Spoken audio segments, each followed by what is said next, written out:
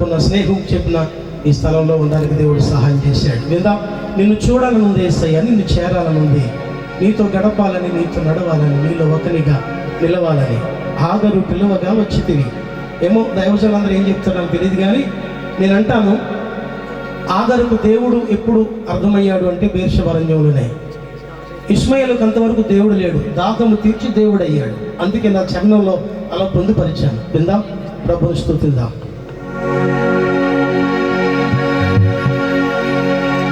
నీతో గడపాలని, నీతో నడవాలని, నీలో ఒకరిగా నిలవాలి, నిన్ను చూడాలని ఉంది యేసయ్యా, నిన్ను చేరాలని ఉందయ్యా, నిన్ను చూడాలని ఉంది యేసయ్యా, నిన్ను చేరాలని ఉందయ్యా, నీతో